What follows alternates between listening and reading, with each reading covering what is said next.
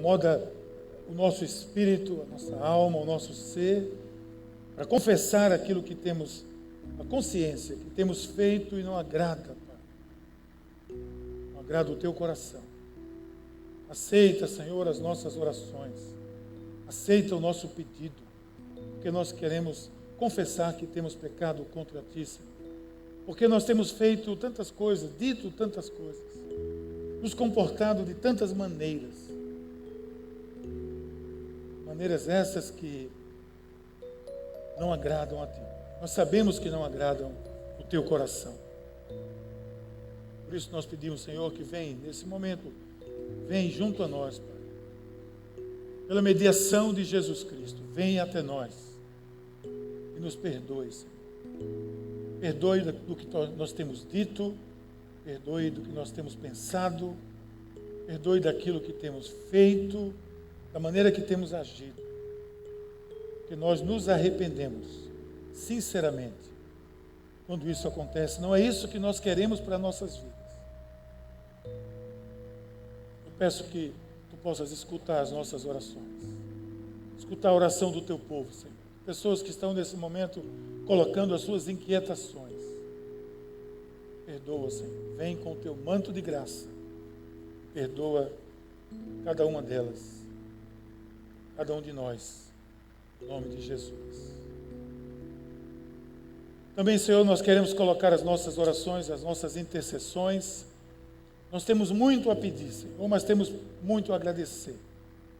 Nós agradecemos hoje, especialmente pelas mães, nesse dia que celebramos o seu dia, tanta homenagem, Senhor, tão bom, tão positivo. Pedimos por essas mães, Senhor, as mães que tu tens abençoado, colocado nesse mundo, para dar tanta ternura, para dar tanta direção, para acolher tanto, para compreender tanto, Senhor. Nós colocamos também diante de ti as nossas orações pelo nosso país, especialmente nessa época, nessa semana de tantas decisões cruciais. Pedimos justiça pelos governantes, por todos os tribunais, por tudo que existe nesse país, Senhor. Pelo poder executivo, pelo poder legislativo, nos estados, nos municípios, colocamos diante de ti, Senhor. Obrigado por essa água que cai sobre nós hoje. Possa tornar cada vez mais fértil. Mas pedimos pela fertilidade nos corações das pessoas. E oramos pela nossa cidade, cidade que nós amamos. Por essa cidade, pelo Grande Recife. Pela ação dessa igreja, onde nós estivermos, Senhor, que a tua graça possa nos acompanhar, o teu amor esteja conosco. Pelos programas que temos empreendido, colocamos diante de ti as nossas orações. E oramos também, Senhor, por cada uma das vidas das famílias dessa igreja, onde quer que elas estejam espalhadas nessa cidade. Ajuda-nos a alcançar com teu amor aquelas pessoas que estão tão necessitadas, Pai. Tudo colocamos diante de ti, Senhor, não porque achemos que temos qualquer mérito, mas pelo mérito de Jesus Cristo, nosso Senhor. Amém. Graças a Deus, vamos ter a leitura bíblica dessa manhã. Marcos Feitosa, nosso seminarista, vai fazer a leitura de hoje.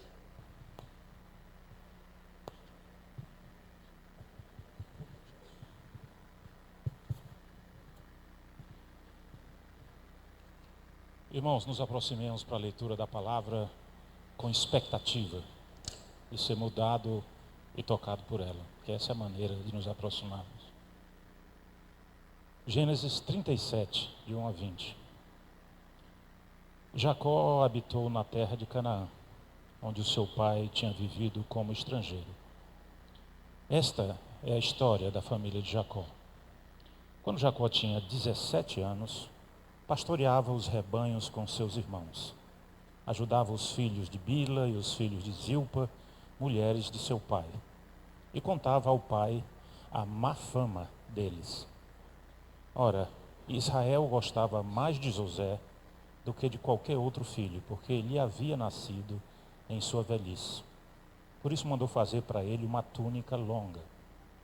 Quando seus irmãos viram que o pai gostava mais dele que de qualquer outro filho, odiaram-no e não conseguiam falar com ele amigavelmente. Certa vez José teve um sonho e quando contou a seus irmãos, eles passaram a odiá-lo ainda mais. Ouça um sonho que tive, disse-lhes. Estávamos amarrando os feixes de trigo no campo, quando o meu feixe se levantou e ficou em pé, e os seus feixes se ajuntaram ao redor de meu e se curvaram diante dele. Seus irmãos lhe disseram: então você vai reinar sobre nós? Quer dizer que você vai nos governar? E o odiaram ainda mais por causa do sonho e do que tinha dito. Depois teve outro sonho e o contou aos seus irmãos. Tive outro sonho e desta vez o sol, lua e 11 estrelas se curvavam diante de mim. Quando o contou a seu pai e aos irmãos, o pai o repreendeu e lhe disse: que sonho foi esse que você teve? Será que eu, sua mãe e seus irmãos viremos a nos curvar até o chão diante de você? Assim seus irmãos tiveram ciúmes dele, e o pai, no entanto, refletia naquilo. Os irmãos de José tinham de cuidar dos rebanhos do pai, perto de Siquém. Israel disse a José: como você sabe, seus irmãos estão apacentando os rebanhos perto de Siquém. Quero que você vá até lá. Sim, senhor, respondeu ele. Disse-lhe o pai: vai ver se está tudo bem com seus irmãos, com os rebanhos, e traga-me notícias. Jacó o enviou quando estava no vale de Hebrom. Mas José se perdeu quando se aproximava de Siquém. Um homem o encontrou vagueando pelos campos e lhe perguntou: o que é que você está procurando? Procuro meus irmãos, ele respondeu. Pode me dizer onde eles estão apacentando os rebanhos? Respondeu o homem: eles já partiram daqui. Eu os ouvi dizer: vamos para Dotã. Assim José foi em busca de seus irmãos e os encontrou perto de Dotã. Mas eles o viram de longe e antes que chegasse, planejaram matá-lo. Lá vem aquele sonhador, diziam uns aos outros. É agora, vamos matá-lo, jogá-lo num desses poços e diríamos que o animal selvagem o devorou. Veremos então o que será dos seus sonhos. Que Deus abençoe a sua palavra. Amém. Obrigado, Marcos.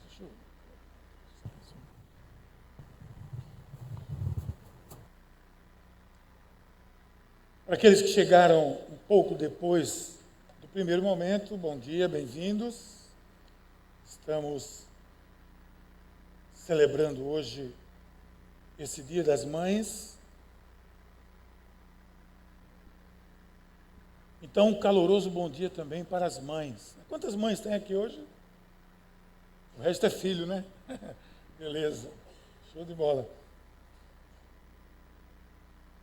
Alguém disse que a história das mães é interessante. Diz que tem muita história de mãe, né?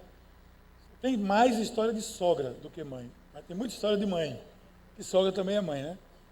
Diz que Deus, quando viu que ia ficar difícil cuidar de tudo, aí ele inventou as mães.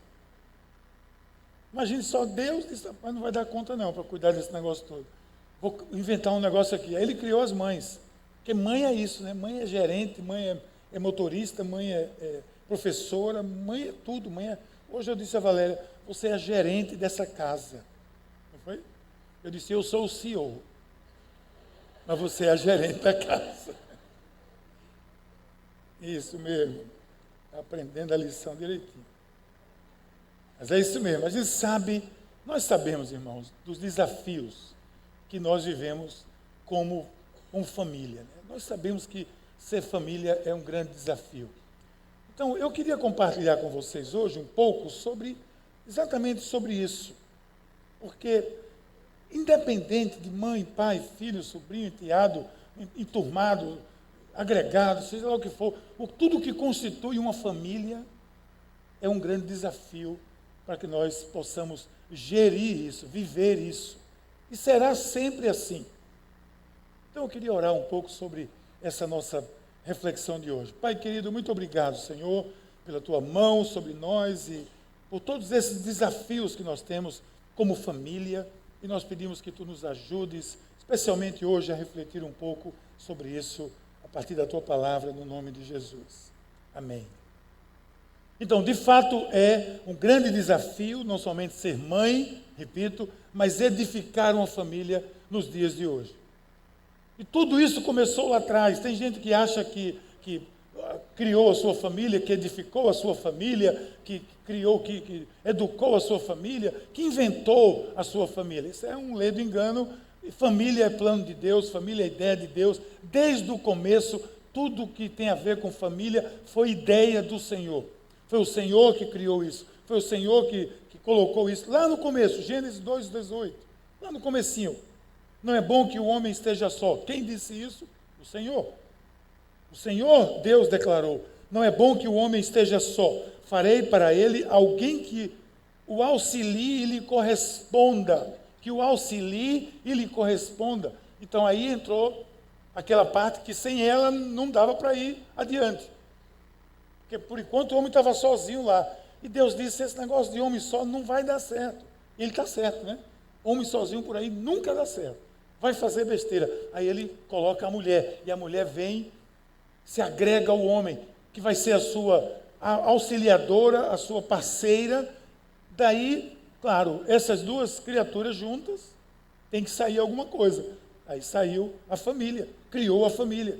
Mas desde o começo a convivência humana nunca foi algo fácil. Por quê? Por conta da queda. O homem se desvencilhou, se afastou daquele projeto inicial de Deus, que era a plenitude, o tudo bom ali no Éden. Não, o homem resolveu andar sozinho, e aí as suas atitudes, já agora sem caminhar com Deus, claro que são atitudes que são decaídas, que são atitudes falhas, mais ainda do que a gente imagina.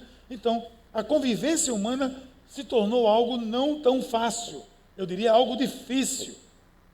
E a convivência familiar, que é um grupo de seres humanos, claro, também seguiu nessa mesma linha. Dificuldades. A gente sabe, a gente costuma dizer, a gente vai continuar dizendo que não existe família perfeita.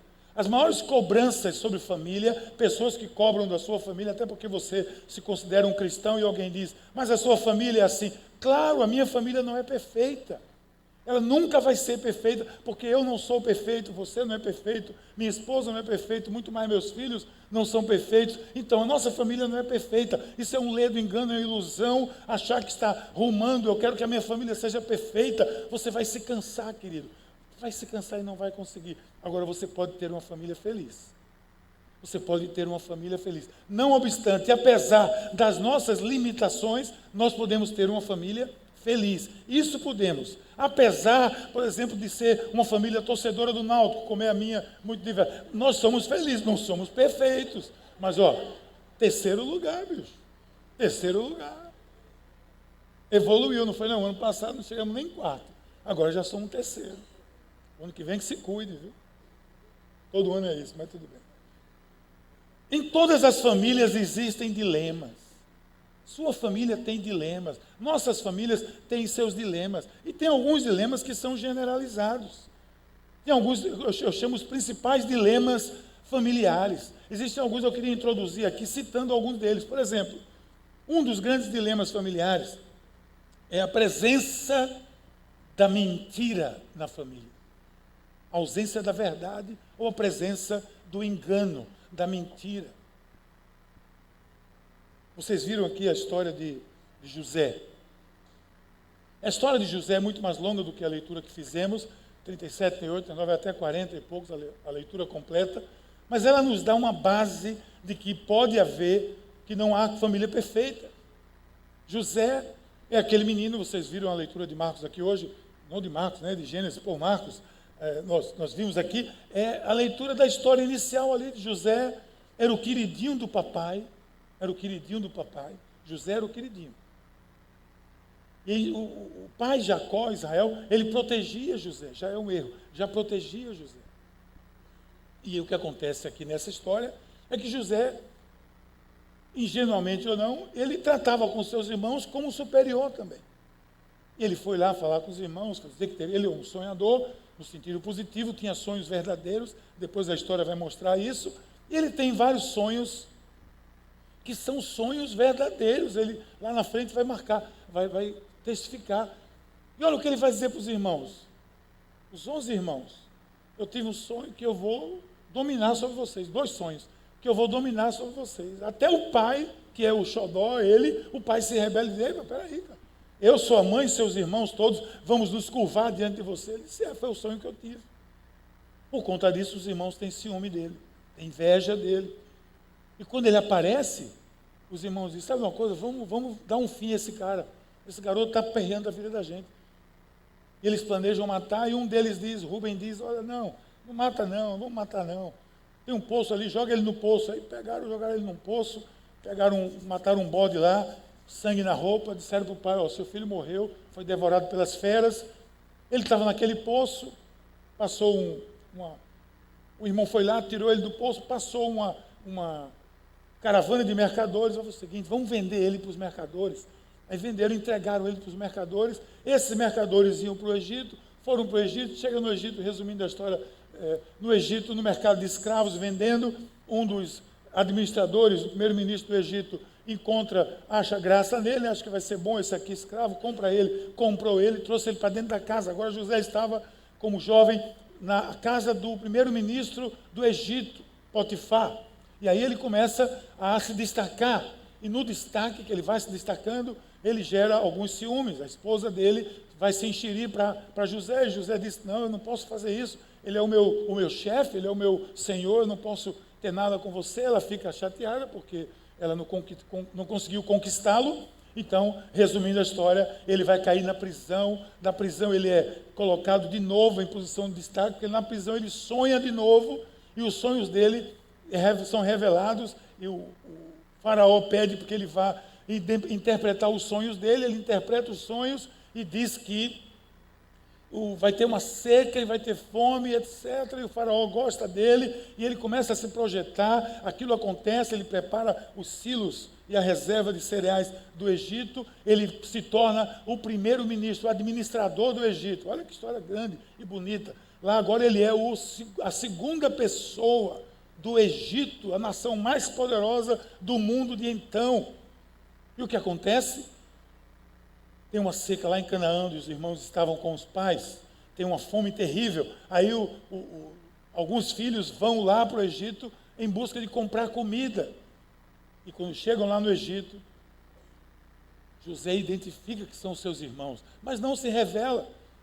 Eles vão, agora traga aqui o caçula, e fica naquele jogo, vai e volta. Resumindo a história, os irmãos vão, José se identifica: eu sou o seu irmão, e eles todos se prostram e agradecem e pedem misericórdia, e José mostra um coração misericordioso, chora, os abraça. Mas agora José estava onde?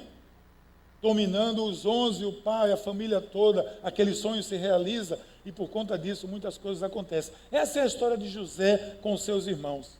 E onde é que entra aqui a mentira? Logo no começo. A presença da mentira é um dilema negativo, é um desafio para a família.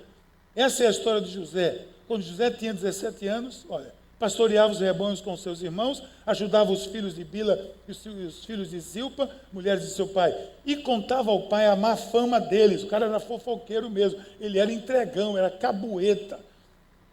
Ele entregava os irmãos estão fazendo isso. Só que os irmãos estavam mesmo fazendo. Os irmãos, não era ele era só cabueta, não era mentiroso. Os irmãos eram como mentirosos. Eles tinham uma vida pública e uma vida com os pais. Fora da presença dos pais, os irmãos pintavam 7. E José entrega tudo isso. A gente sabe que não são poucos casos de famílias que estão vivendo o engano, mentira, coisas escondidas por detrás de uma modesta inverdade. Não é apenas uma inverdade. Ninguém consegue falar tudo. Então vamos viver assim, não. Já aqui nessa introdução, quer que a sua família seja abençoada, coloque a verdade nela. Coloque a verdade na família. Qualquer verdade, doendo mais do que possa doer, ela vai ser melhor do que uma mentira fantasiada. Sempre a verdade vai prevalecer. Aliás, Jesus disse, a verdade é que liberta. Conhecereis a verdade e a verdade vos libertará. Tire a mentira do meio da sua família, porque é um dilema, é um desafio da família. Quer ver outro? A ausência de aceitação. As pessoas não se aceitam. Quando seus irmãos viram que o pai gostava mais dele do que de qualquer outro filho, odiaram-no e não conseguiram falar com ele amigavelmente. Falta de aceitação. O pai colaborou, o pai protegia, o pai fazia a coisa errada, mas aí gerou uma falta de aceitação na família.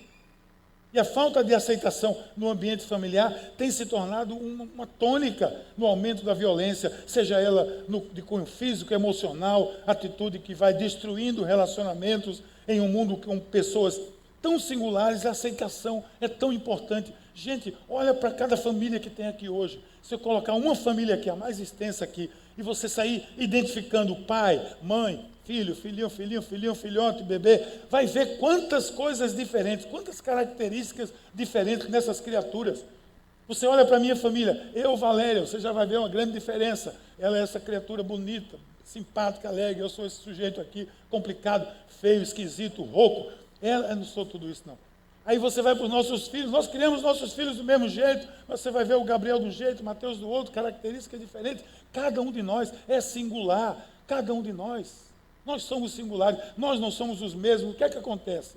Não há aceitação. Por quê? Muitas vezes nós queremos que o nosso filho seja aquilo que nós queremos que ele seja. E você também, viu, mamãe? É dia de homenagear, mas é dia de também exortar.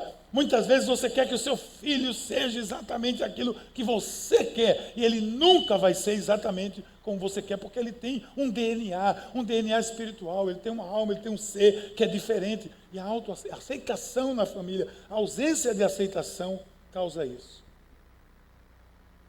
Daí vem relacionamentos superficiais.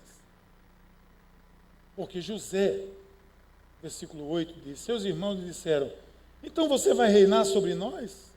Quer dizer que você vai governar? E odiaram ele mais ainda por causa do sonho que ele tinha tido. José tinha tido um sonho espiritual, um sonho que não era para estar contando. Especialmente, imagina você chegar para os irmãos e vai dizer, ó, quem vai chefiar vocês sou eu. Um pirralho.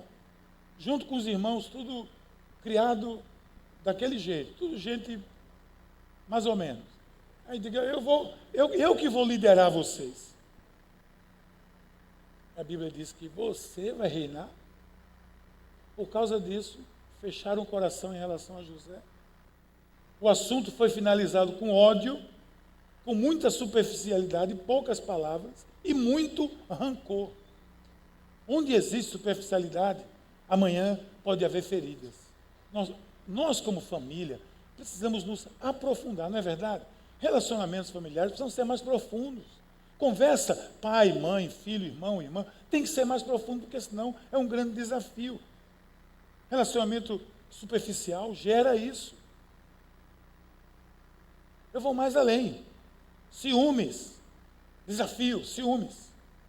Assim seus irmãos tiveram ciúmes deles. 37:11. O ciúme cega. Quantas vezes deixamos de ver o extraordinário numa pessoa? Presta atenção nisso. Né? Que está bem perto de nós por causa do foco doentio gerado por uma atitude ciumenta. Definitivamente alguém diz, não, porque esse é um ciúme doentio. E tem um ciúme benigno, né? Existe o ciúme bom, conversa. Não entre nessa, não. Que história é essa? Ciúme bom. Tem um assassino bom? Não, um assassino bom. Tem um cara aí que diz que tem um malvado bom, né? É o malvado que ele gosta, o deputado. Não existe ciúme bom, não, gente. Ciúme é negativo. A palavra ciúme. Ciúme é algo doentio por si. É algo patológico por si. Precisa de cura, precisa de restauração. Porque a palavra ciúme, sabe o que ela diz? Inquietação mental causada por suspeita, por receio de rivalidade no amor ou em outra aspiração. Vigilância ansiosa, suspeitosa, nascida de inquietação. Ressentimento invejoso contra um rival ou uma rival. Aí você vai dizer, não, eu tenho tudo isso, mas o meu ciúme é bom. Ciúme é ruim. Agora veja, Como frutificar? Diante desses dilemas, e seriam muitos outros, como frutificar e viver o máximo da sua família? Eu quero colocar aqui um antídoto. Veja a história de José. O começo todo, depois o fim. A história toda, ela é pedagógica, é didática para nós, para nos mostrar que ele chegou ao topo, ao máximo. Os sonhos dele se concretizaram, mas ele foi de volta e tratou tudo aquilo com misericórdia. Existe um antídoto para tudo isso. Existe um antídoto para ciúme, existe um antídoto para mentira, existe um antídoto para esses desafios todos, esses relacionamentos superficiais e outras coisas mais. Diante desse dilema, como é que eu vou frutificar? Aí eu quero dar a você os antídotos. Eu quero que você saiba que esse papel que nós temos aí, chama-se Geisel, o Guia de Acompanhamento Sermão, pode abençoar a sua vida. Se você tem uma caneta, você coloca, você preenche. Vamos lá, como frutificar na sua vida familiar? Primeiro antídoto aí, semeie o seu melhor. Semeie o seu melhor. Em seguida, o texto diz, José deu a ordem para que enchessem de trigo suas bagagens, devolvessem a prata de cada um deles, colocando na bagagem, e lhe dessem mantimento para a viagem. Quando ele mandou os irmãos de volta, sabendo que eram os irmãos que estavam ali, aqueles mesmos irmãos que venderam ele, queriam matar ele abençoou esses irmãos, deu trigo, deu comida para eles fazerem a jornada de volta, colocou tudo na bagagem dele, a ordem dele, como agora poderoso, deu mantimento para a viagem, abençoou aqueles que queriam amaldiçoá-lo. Ele abençoou, ele semeou o seu melhor. Então ele dá uma lição de amor, uma lição de altruísmo. A gente não vive em família para competir, mas para amar, não é verdade? Nós vivemos em família para amar e não competir. Apesar de nós vemos, às vezes, especialmente casais, que parece que estão numa competição. Parece uma corrida de jockey. É cada um batendo em si, ainda bem que bate só em si, para sair na frente, para ganhar do outro. Competição. Você não está semeando o seu melhor quando você está competindo. Nós não fomos criados nem como seres humanos, nem como família, para competir com ninguém, especialmente dentro da família. Mas acontece. Mas ele dá o trigo, dá o alimento, devolve a prata que eles tinham trazido para comprar. Somente atitudes de amor podem transformar o nosso redor. Somente o semear o melhor. E semear o melhor é plantar amor. Então, o mais importante não é o que os outros fizeram para você. E quando a gente chegar na presença de Deus, nós vamos dar conta daquilo que nós fizemos. Nós não vamos dar conta daquilo que alguém fez. Você não vai chegar na presença de Deus e se tiver lá nesse tribunal aí celestial alguma coisa que Deus disser assim para você, meu filho, você fez essas coisas. Aí você vai dizer assim, eu fiz, mas olhe, veja o que fulano fez. Você não vai dar conta da vida de ninguém, você vai dar conta da sua vida. O que você fez com Jesus Cristo é você que dá conta, não é o outro. Aqui você pode pensar, eita, era bom que fulano estivesse aqui para ouvir isso. Talvez você tenha pensado isso hoje, mas tem tempo de perdão ainda. O mais importante é isso. Mude seu foco. Antes de apontar para outro, mire para o céu. É de lá que vai vir a plenitude, é de lá que vai vir a abundância, é de lá que vai vir graça para a sua vida, para a minha vida. Então, na sua família, é um desafio. Quer combater isso? Semeie o seu melhor, plante o seu melhor, coloque as melhores sementes que você tem dentro da sua família.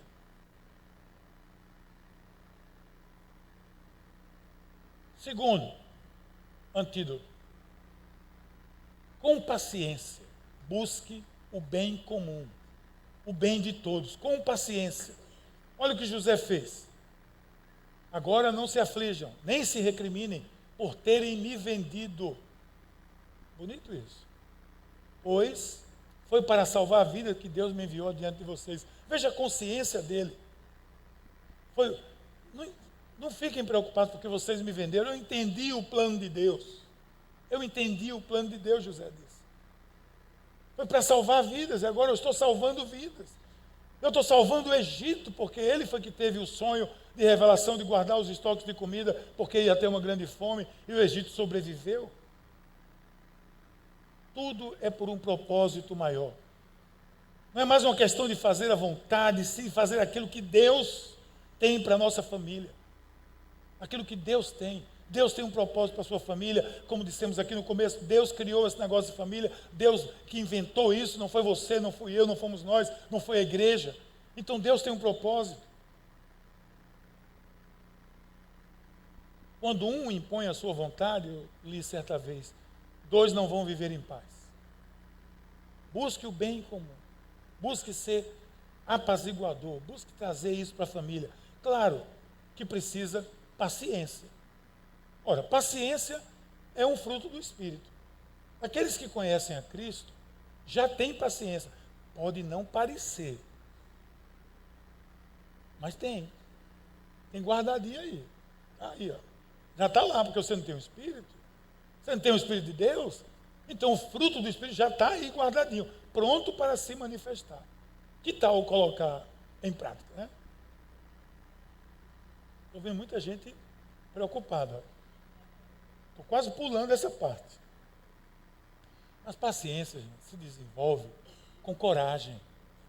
Paciência não é um dom do Espírito, não. É o fruto do Espírito. Tem que se desenvolver com coragem. Tem que ter coragem. Pois Deus não nos deu, Paulo disse a Timóteo, um espírito de covardia, mas de poder, de amor e de moderação. Tem que ter coragem para exercer paciência. Paciência se desenvolve com perseverança. A perseverança, o caráter aprovado é a esperança, Romanos 5,4. Paciência se desenvolve com amor. Acima de tudo, porém, revistam de amor, que é o elo perfeito. No livro que eu estou escrevendo agora, talvez onde eu tenha mais gastado e usado tempo, foi nesse item, paciência. Talvez seja onde eu mais tive paciência. Foi de pesquisar sobre paciência. Por quê? Porque não é fácil. Eu estava escrevendo no hospital agora, que eu tive esse privilégio de passar 7 dias no spa lá do Santa Joana, sozinho, sem poder receber visita, sem ser incomodado sozinho, não. Sabia que ela ia protestar. Não, proibido visita, proibido tudo. O que é que eu fiz? Trabalhar. Então vamos embora. Trabalhando. E eu me vi ali exercitando a paciência. Eu estava me sentindo bom. E o médico disse o quê? 7 dias aqui no spa. Tive que passar 7 dias, contar as horas. E eu comecei a fazer a minha rotina. Os 7 dias voaram, eu produzi muito. E eu tirei aquilo como exemplo de paciência. De entender que as coisas estão acontecendo e você continua fazendo parte dela, que o mundo está rodando. Tenha paciência, porque isso é para o seu bem, isso vai fazer bem a você. Eu entendi isso claramente. Mas eu sei que não é fácil, paciência. Coisas boas da vida não nascem prontas, mas se desenvolvem com paciência. Eu não vou me alongar nisso, porque depois eu quero que você leia o que eu escrevi sobre isso. Então, o livro precisa ser vendido, então eu vou deixar a expectativa aí para vocês. Minha terceira sugestão: expresse sentimentos com verdade. Expresse sentimentos com verdade. Gente, expressar sentimentos é uma das coisas mais necessárias para nós. Eu estava assistindo, como eu fiquei de plantão, eu tinha uma hora lá que eu ligava na Globo News para assistir o produtivo debate dos senadores, né, da nossa República. E teve uma hora que o sujeito disse assim, Vossa Excelência, desculpa, que uma Vossa Excelência disse assim para o cara lá, para outra Vossa Excelência. Ele disse: Vossa Excelência precisa entender que o nosso relator lá, o Vossa Excelência lá, ele é um homem que, se você chegar junto dele, você pega HN1. Pneumonia, que eu estava com pneumonia, de tão frio que ele é. É uma múmia para ele, não se mexe, realmente o sujeito é assim. Ou seja, expresse sentimento, não seja esse bloco de gelo na família. Pais, beije seus filhos. Beije seu filho. Diga a ele que você ama. Diga a ele que ele é o tesouro da sua vida, ainda que você esteja caçando esse tesouro ainda. Mas diga para ele. O mapa, você não encontrou o mapa completo ainda. Mas diga a ele, expresse isso. E você vai dizer, mas eu não fui criado assim. Uma vez eu visitei um amigo meu, por parte do trabalho da igreja, lá na Inglaterra, era brasileiro. E eu percebi o ambiente na casa. Eu percebi esse bloco de gelo que ele era. E ele veio aqui na minha casa. Depois, e ele viu a fornalha que é lá em casa. Porque lá em casa, se eu passar na porta do quarto do meu filho, ele manda um beijo. E eu devolvo. A gente tem esse negócio, foi criado na minha casa. A gente decidiu expressar sentimentos. Nós somos isso que você está pensando aí mesmo. Somos desse jeito mesmo. E ele, quando veio me visitar, ele disse, rapaz, eu estou impressionado com esse negócio de vocês. Vocês são tão carinhosos, né? Vocês expressam tanto. Eu não consigo fazer isso, porque eu não recebi isso do meu pai. Epa, alto lá. Você já sabe que você pode fazer isso, porque você está consciente disso aí. Que história é essa? Não, é uma desculpa. Não, eu não posso não, porque eu não recebi. Que história é essa? Naquela cruz ali, tudo foi rompido. Tudo foi rompido. Eu não recebi, ponto, página virada. Mas agora eu quero viver isso. Eu decidi, porque esse que morreu na cruz me abraçou, me amou. Eu quero ser parte disso. Expressa, gente, sentimento. Olha o que José fez. Em seguida, beijou todos os seus irmãos e chorou com eles. E depois, os seus irmãos conseguiram conversar com ele. Aquele que foi vendido, aquele que foi traído, aquele que fez tudo isso. Sabe o que ele fez? Fechou a porta, mandou todos os egípcios sair. Se você ler o texto, saírem todos os egípcios. E ele começou a chorar e abraçou. Eu posso imaginar como foi aquela cena. José, o poderoso primeiro-ministro, abraçado com seus irmãos, com seu pai, com sua família, chorando ali copiosamente, expressando os sentimentos com verdade. Não existe lugar melhor para a gente ser verdadeiro do que a família. Desenvolva isso como disciplina. Entregue seus sentimentos abundantes. Abrace com muito ainda do que assim, quando você tiver esse sentimento, abrace, beije, expresse o sentimento. Diga quem você é. Quando você errar, diga ao seu filho que você errou, mamãe, papai. Quando você errou, reconheça o seu erro e diga, me desculpe, filho, eu errei aqui. Eu não devia ter sido isso. Que lição maior do que essa, do que aquele que não, em tese não deveria dar satisfação nenhuma, de repente chegar para ele e dizer, filho, olha, filha, eu errei aqui. Me desculpe. Essa não é a atitude certa. Não é a atitude que eu tenho aprendido, inclusive, com Deus. Não é isso que Jesus tem me ensinado. Eu quero pedir perdão a você por esse meu equívoco. Talvez um adolescente vai dizer, mas eu não perdoo. Mas tudo bem. Mas você pede, você tem que expressar esse sentimento. Nós precisamos fazer isso. Mesmo que você deseje se afastar, se aproxime, sorria bastante. Mesmo que haja um motivo para você se estressar, perdoe incondicionalmente, ainda que aparentemente você esteja certo. Perdoe. Perdoar não é dizer que o outro está certo, não, é que eu perdoo. Beije mesmo que você não tenha recebido isso na sua infância. Família é um retrato. Marido e mulher, ele vai gerar um comportamento que vai ser replicado dentro da família. Se você, marido, é esse bloco de gelo, se você não expressa sentimento verdadeiro, você está ensinando isso aos seus filhos. Pode saber. Não precisa ir para a sala de aula. Você já está ensinando isso à sua próxima geração. Quem vive com intensidade vai desfrutar intimidade. Quarto conselho, cresça na sua espiritualidade. E Deus falou a Jacó por meio de uma visão noturna. Jacó disse, eis-me aqui. Lá no começo, Deus falou com Jacó, pai de José. E Jacó disse o quê? Eis-me aqui. Quantas vezes Deus fala conosco e quantas vezes nós estamos dispostos a dizer, eis-me aqui, eu quero que a minha família seja abençoada. A forma como você enxerga a sua família pode ter resultado direto no crescimento espiritual. Enquanto tudo estava focado apenas na lamentação do seu filho José, porque Jacó vivia deprê, vivia para baixo, porque tinha perdido seu filho querido José.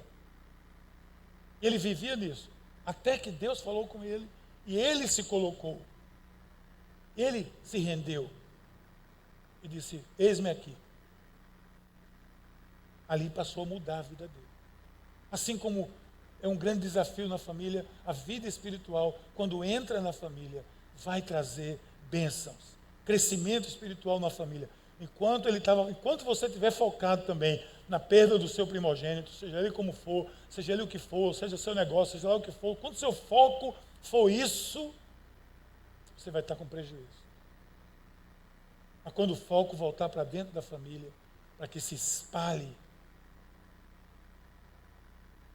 Você tem orado pela família? Tem buscado a Deus pela sua família?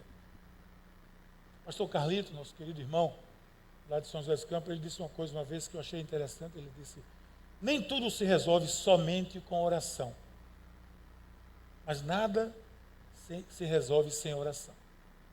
Nem tudo se resolve só com oração, mas nada deve se resolver sem oração. Assim como a água se faz fundamental ao nascimento de uma planta que você semeia, a oração é regar a sua casa. É essencial para que haja algum crescimento saudável. E você pode perguntar: mas isso você tem garantia disso? Claro que não. Cada ser humano reage como quiser. Mas eu planto como devo. O agricultor, quando planta a semente, ele tem a expectativa de que aquela semente vai crescer e vai produzir um fruto. Mas pode vir intempérie, pode vir geada, pode vir tempestade, pode vir seca, mas ele tem que plantar corretamente. O conselho que eu dou é: plante corretamente, semeie corretamente. O que você vai colher é entre Deus e nós. Deus é que sabe. Mas se eu não plantar corretamente, pode vir o melhor tempo do mundo. Pode vir a melhor estação de todos os tempos. E não vai haver colheita. A gente sempre encontra tempo para aquilo que a gente acha importante, não é verdade? Você se queixa de falta de tempo, mas você não falta à academia. Você se queixa de falta de tempo, mas você tem que malhar 2 horas por dia.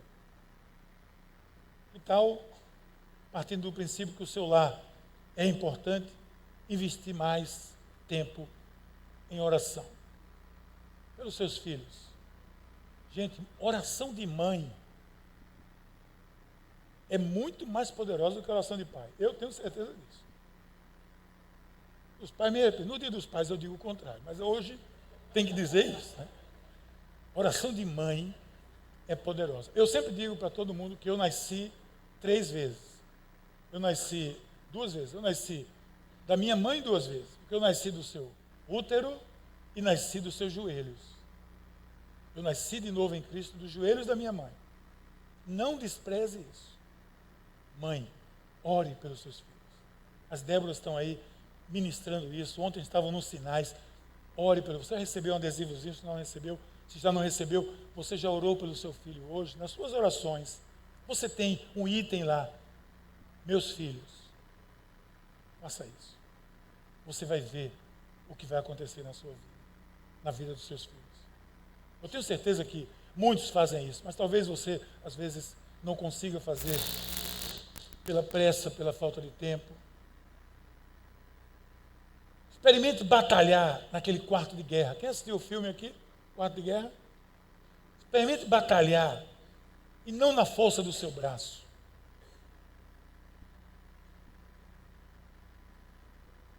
Por último, faça parte da família da fé. Quer um apoio para tudo isso? Faça parte da família da fé. Hebreus diz assim: pela fé José, no fim da sua vida, fez menção do êxodo dos israelitas do Egito.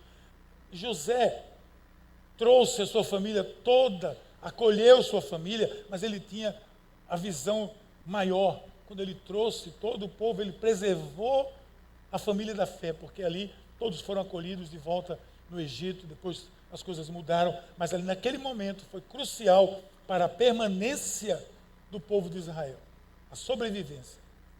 Então você vai ver José bem resolvido com a sua família biológica e preocupado e esperançoso quanto à família espiritual que era Israel. Assim também é conosco. O equilíbrio da família, o máximo potencial vai ser vivido quando nós colocarmos Deus dentro dessa família. Escute com cuidado isso. Colocar Deus dentro da família. Colocar Jesus Cristo para dentro da sua família. Nós temos escutado tantos testemunhos sobre isso. Tantos testemunhos de pessoas que, quando colocam Jesus dentro da sua família, dentro das suas vidas e, consequentemente, claro, dentro das suas famílias, as coisas tomam um outro rumo. Regado de oração.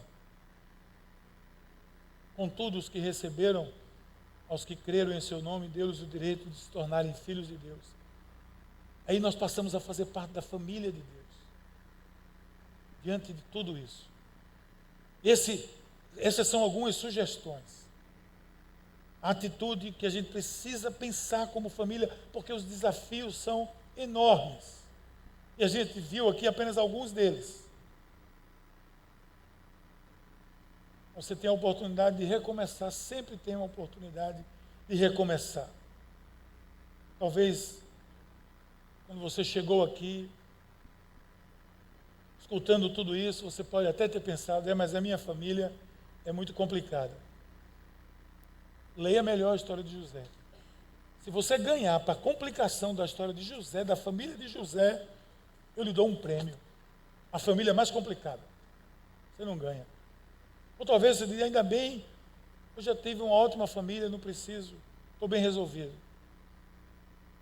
Eu poderia chamar aqui várias famílias hoje, dar um microfone, dar um testemunho aqui.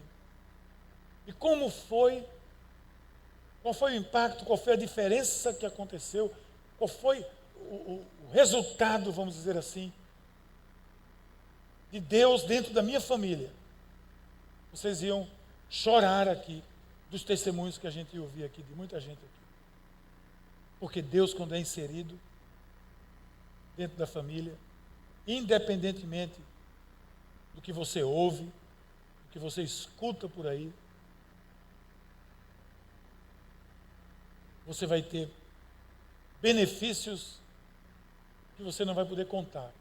Porque você se alinhou novamente com o Senhor dos Senhores, com o Rei da Glória, com Deus de tudo isso, e acima de tudo, você está se realinhando com aquele que lá atrás nós nos desalinhamos, com aquele que criou a família, com aquele que inventou, com aquele que projetou esse negócio chamado família, com aquele que sabia dos desafios que uma família vive. Venha para a família da fé. Essa é uma família da fé. Essa comunidade é uma família da fé. Eu convido você, venha viver a família da fé. Venha viver, venha colocar Jesus Cristo, Deus, dentro da sua família e se inserir dentro dessa família aqui. Dê uma passada por aqui, durante a semana, dê uma passada por aqui no sábado. Vejam filhos sendo abençoados, filhos sendo transformados, filhos trazendo paz para dentro da família. Tanta coisa acontecendo. E veja também os desafios, nós enfrentamos eles abertamente. Nós sabemos que não existe família perfeita, nós enfrentamos isso, essa realidade. Nós sabemos as nossas limitações, nós sabemos das nossas fragilidades. Mas nós cristãos somos aqueles que não nos rendemos a isso. Nós nos ajoelhamos diante disso. E fazendo parte da família da fé, você já sai na frente, porque você está nada mais, nada menos do lado daquele que criou e que inventou tudo isso. Experimente. A família espiritual completa o que a nossa família biológica não consegue completar. Não há amor suficiente, perfeito, dentro da família biológica. Mas nessa grande família da fé, você vai encontrar amor, de alguma forma. Não porque não há carinho na grande família, na minha família biológica. Tenho certeza que na grande família da fé, vai salvar alguém aqui que é carinhoso e vai ser carinhoso com você. Porque a família da fé é isso, são pessoas imperfeitas que buscam estar no caminho daquele que é perfeito. Essas são alguns conselhos de como a gente pode completar o potencial da vida familiar para vencer aqueles dilemas, e vencer os desafios de ser família hoje. Vamos orar? Pai querido, muito obrigado, Senhor, pela tua mão graciosa sobre nós, especialmente sobre a nossa família. Nós pedimos que a tua graça nos envolva de tal maneira, Senhor, que esses desafios de ser família possam ser vividos entre nós, com a tua presença em nossas vidas. Que esse desafio de ser família geradora de bênção nesse mundo seja uma realidade em nossas vidas, que nós sejamos famílias geradoras, inseridas na família da fé, abençoando vidas, transformando famílias e abençoando a sociedade e o mundo. Esse é o nosso desejo. Ajuda-nos a vencermos os desafios de sermos família, no nome de Jesus. Amém. Glória a Deus.